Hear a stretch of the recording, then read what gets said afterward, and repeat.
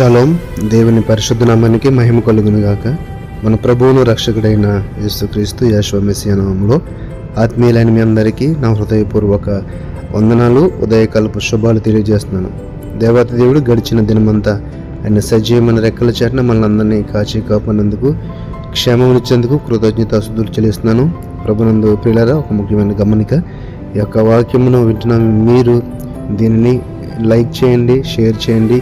దాని ద్వారా అనేక మందికి ఇది చేరువటకి మన వంతు ప్రయత్నము చేసిన వారం అవుతాము. అలాగే మీ యొక్క సోషల్ యొక్క అన్నిటిలో కూడా షేర్ చేసి, సోషల్ మీడియాలో షేర్ చేసి దేవుని యొక్క వాక్య పరిచర్యలో పాలు భాగస్తులై దేవుని దీవెనలు పొందాలని ప్రేమతో కోరుతున్నాను. అపోస్తలుడైన పౌలు హెబ్రీయులకు రాసిన పత్రిక 11వ అధ్యాయము 6వ వచనంలో తండ్రి దేవుడు ఈ రీతిగా మాట్లాడుచున్నారు. విశ్వాసము లేకుండా దేవునికి ఇష్టడైనటు అసాధ్యము. దేవుని యొద్దకు వచ్చేవాడు ఆయన ఉన్నాడనియు, తను వెదకు వారికి ఫలము దయచేవాడని నమ్మవలని కదా. ఈ యొక్క మాటలో విశ్వాసము అంటే విశ్వాసము ఎంత గొప్పదో ఈ యొక్క మాటల ద్వారా మన పరమ తండ్రి మనకి ఈరోజు తెలియజేస్తున్నారు. విశ్వాసం లేకుండా దేవునికి ఇష్టడై ఉండుట అసాధ్యము. ఎందుకంటే ఈరోజు మనం ప్రార్థిస్తున్నామంటే, దేవునికి ఆరాధన చేస్తున్నామంటే, వాక్యం చదువుతున్నామంటే కారణం ఏంటంటే ఆయన ఉన్నాడని నమ్మము. ఆయన మనలందరినీ రక్షిస్తున్నాడని, రక్షణకు నడిపిస్తున్నాడని, పాపము నుండి ఒకేసారి ఆ యొక్క బలియాగం ద్వారా మనలందరినీ పరిశుద్ధపరచడని నమ్మి ఆయన యందు విశ్వాసం ఉండి ఆయన సందులో కొనసాగుతున్నాం. ఎక్కడ కూడా చెప్పబడింది అదే, విశ్వాసం లేకుండా దేవునికి ఇష్టడై ఉండుట అసాధ్యము, అసలు జరగని పని అది.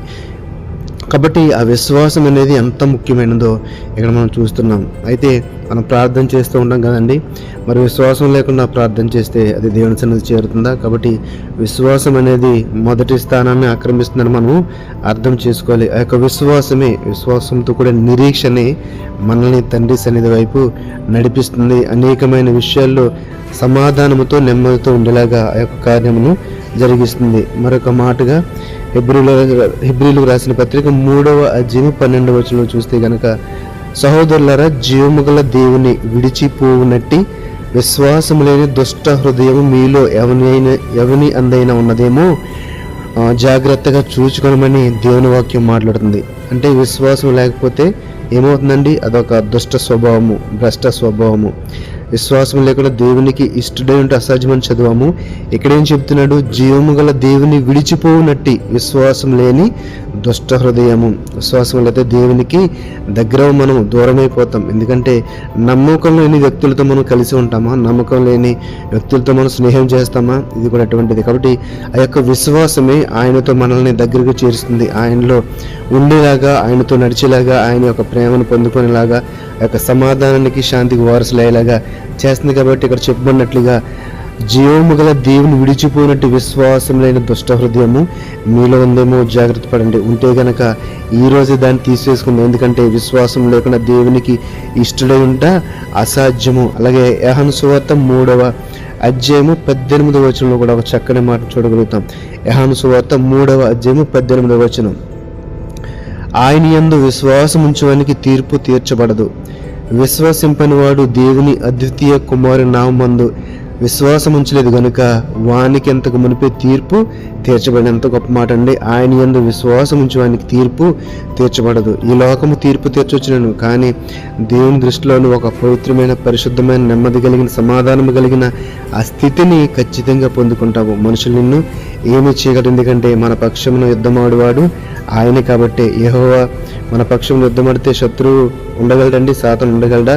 కాబట్టి విశ్వాసం అనేది మన ప్రధాన ఆయుధంగా, ఒక దేవుని నమ్ముకున్న బిడ్డకు విశ్వాసమే ఆయుధము. ప్రార్థన, విశ్వాసంతో కూడిన ప్రార్థన. కాబట్టి మనం ఆయన అడిగినప్పుడు అవన్నీ కూడా పొంది ఉన్నాము అని నమ్మి ప్రార్థన చేయాలని నేను చెప్పుకున్నాను కదండి.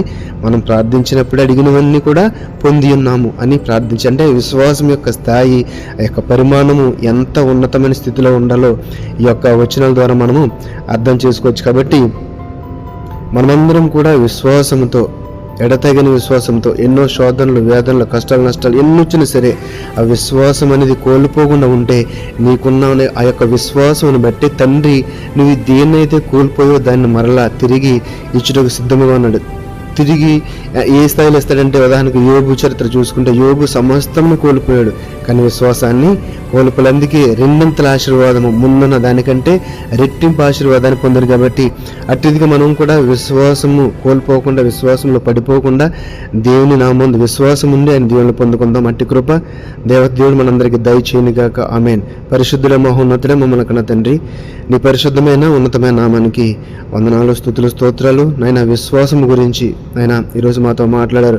విశ్వాసం కోల్పోతే మా హృదయం ఎలాగా భ్రష్టత్వానికి లోనైపోతామో, దుష్ట స్వభావం లోనైపోయి తెలియజేశారు తండ్రి. నీకు ఇదిగోనైనా విశ్వాసం లేకుండా మేము నీకు ఇష్టము కాదని ఈరోజు మాతో మాట్లాడారు. అటువంటి స్థితి మాలో ఎప్పుడూ రాకుండా, విశ్వాసాన్ని కోల్పోకుండా నిత్యము విశ్వాసంతో, నిరీక్షణతో, ప్రేమతో తండ్రి ప్రభా నీకు ఇంకను దగ్గర తండ్రి ప్రభా ఆత్మీయంగా బయట కృపణ దయచేయమని, విన్న వాక్యమును మా హృదయములను ఫలింపచేసి ఆశీర్వదించమని నజరేయుడైన యేసు మెస్సీ నామములో ప్రార్థన అడిగి వేడుకొనుచున్నాము తండ్రి. ఆమేన్, ఆమేన్. షాలోమ్ అండి. అందరికీ వందనాలు.